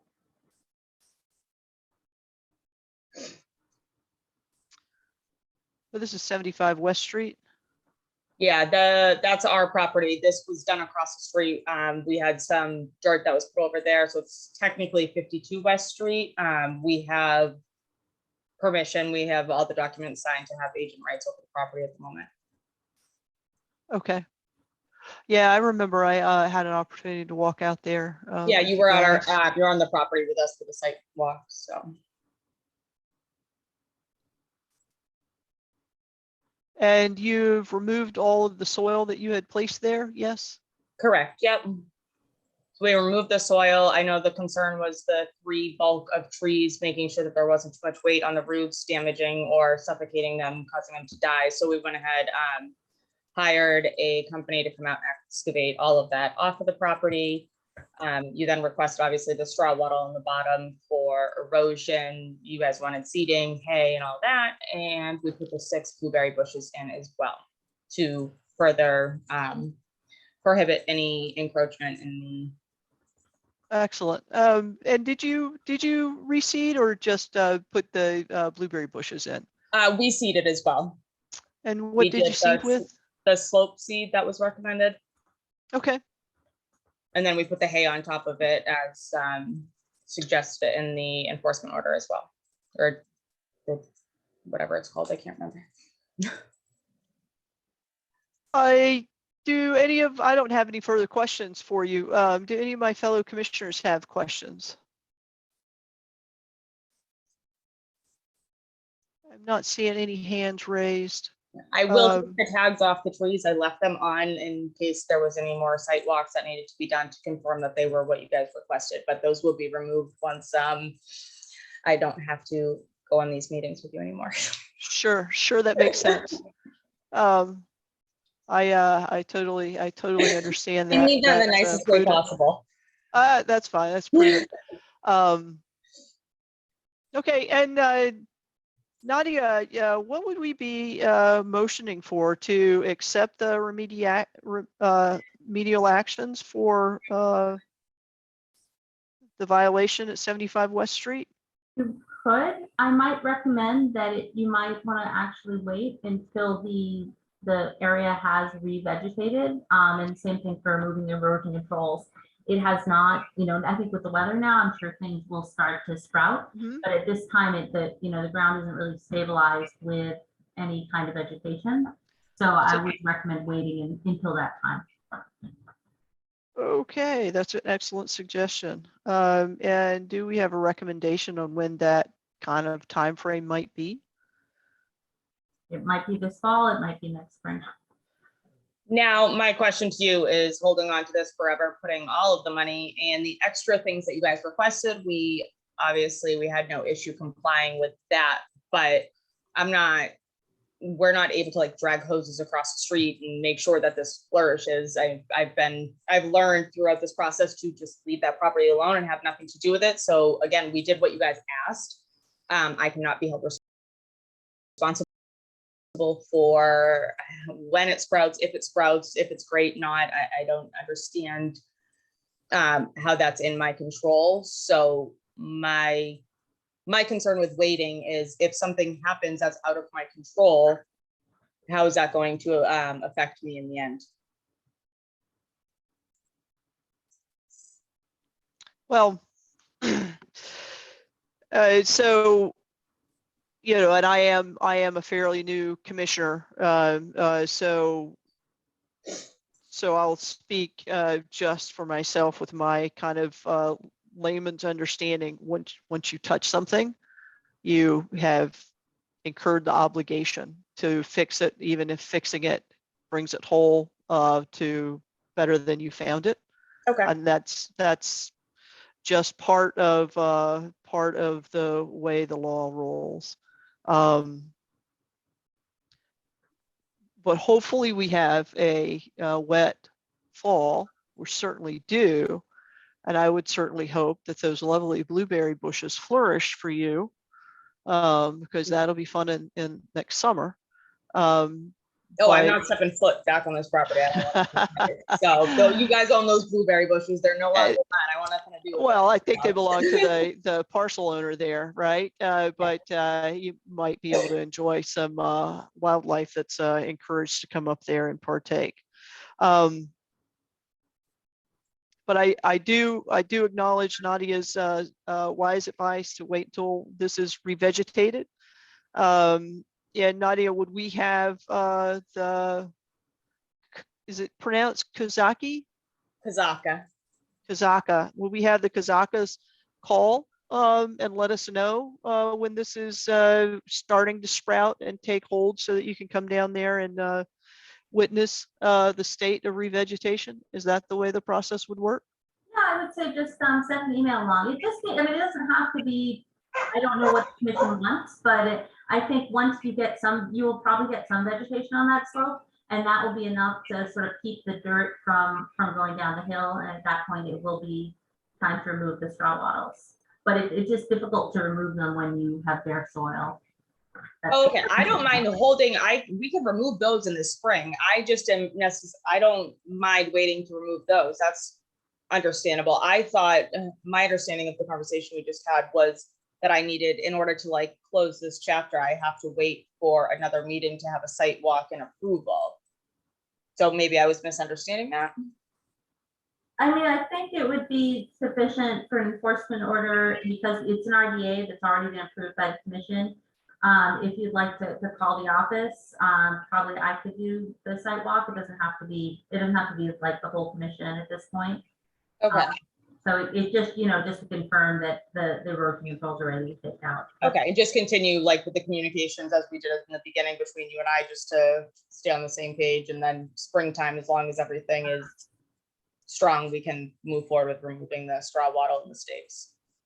If the commission is amenable, it might be possible to take this enforcement order off of the sort of standing list. Okay.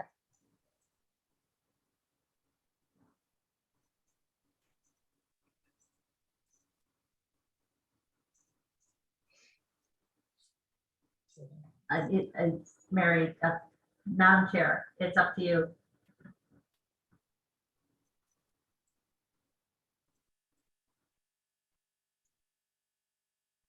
She's muted. I don't know if that's on purpose or on accident, but. It was on purpose because my dogs were barking and I wanted to spare you that excitement. No worries, I have one at home. I just didn't know if you were trying to talk. No, I didn't. I was talking vigorously. Yeah, so I would be willing to. I would actually want to remove this enforcement order from the agenda and have the homeowners actually work directly with Nadia moving forward. Okay, perfect. Yeah, Nadia's been really helpful and great with walking us through this process. So I'll just continue. Once I see vegetation and whatnot, I'll reach out to her, provide photos, or she can come and view it herself, and we'll go from there. Okay, thank you for showing up tonight, and thank you for taking all those actions. Do we have anyone else here about enforcement orders tonight?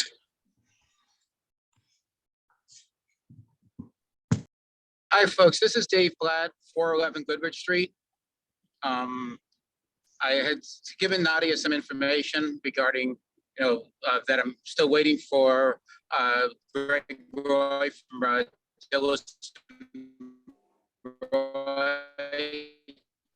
Yeah, we're having a little bit of difficulty and hearing you. Remediation.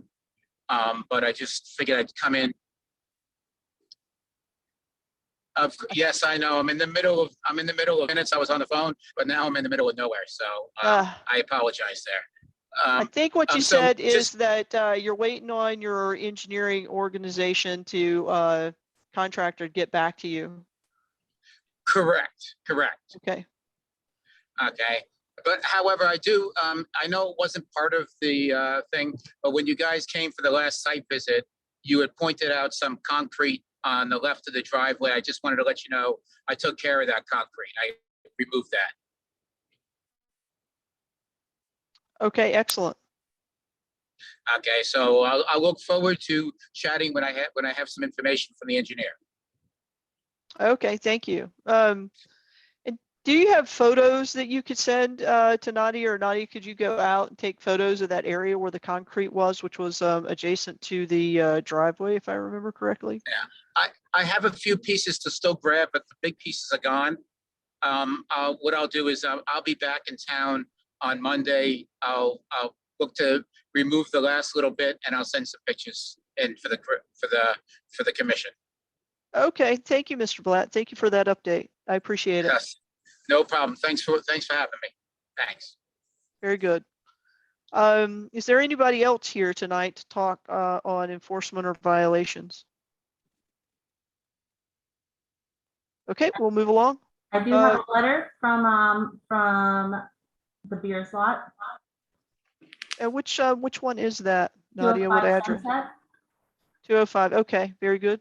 So they are also waiting for Dillis and Roy to get a topographic survey of the area and the construction.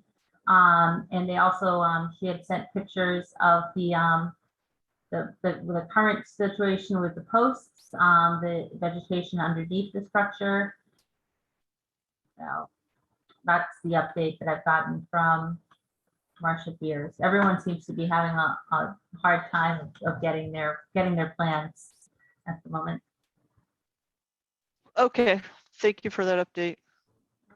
And I also have an update on 691 Chase Road. This is it's a lot that is owned, I believe, by Dan's Paving, and there has been some work outside of the not outside, clearly inside the wetlands buffer. However, they haven't submitted a survey to show how far. I'm going to issue a letter of non-compliance for that property, just letting them know that they need to file sort of an after the fact RDA for the work they've done on the property. They've done some clearing, and I think they've added some structures within the 100-foot buffer, probably not within the 30-foot, and I'm not sure if anything is within 50-foot, no structures or not yet. So. Okay, thank you for that update. Any questions on any of this by my fellow commissioners? Okay, we'll move along then. Open space and land use. Do we have any updates on the Howard Street driveway? And I believe that's access into the conservation property known as Table Rock. Yes, there has been a plan submitted from, I think as of yesterday, from Dillis and Roy. Here, I will go ahead and share that. So the plan has been submitted. I believe it's under review right now by DPW.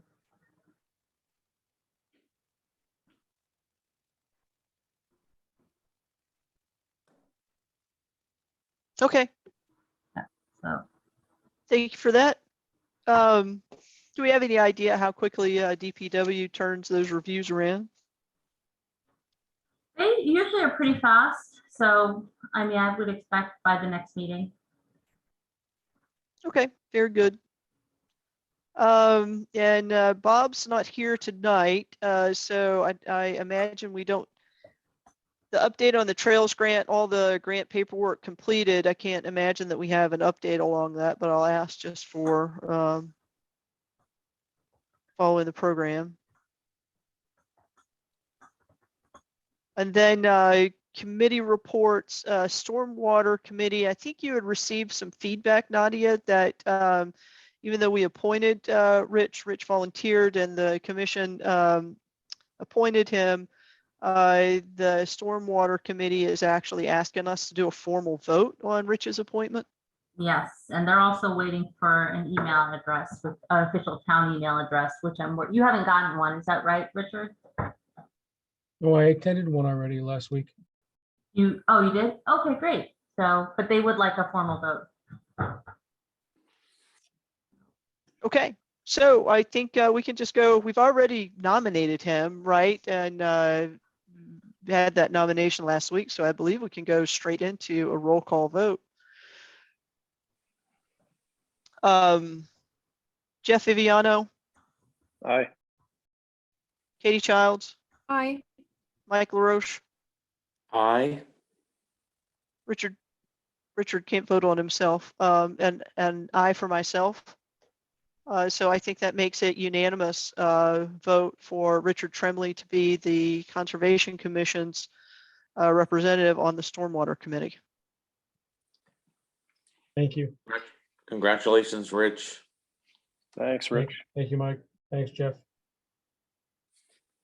And there has not been an open space committee meeting since our last meeting, so I don't have any updates there. Are there any other committee reports?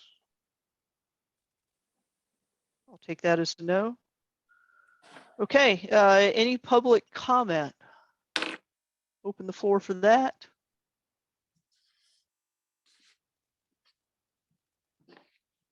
And I am not seeing anybody raise their hand or offer public comment, so I would accept a motion to adjourn this meeting. So moved. Second. All right, roll call vote. Jeff? Aye, and nicely done again, Mary. Thank you. Thank you. Katie? Aye. Mike?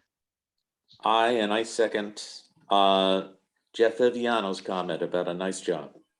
Well, thank you. And Rich?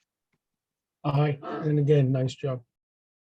Thank you. And I for myself, everyone, this was a great meeting tonight. I appreciate everybody's attendance and attention. Have a great one. Thank you. Thank All you. right. Good night, everybody. Good night. Night. Night. Good night.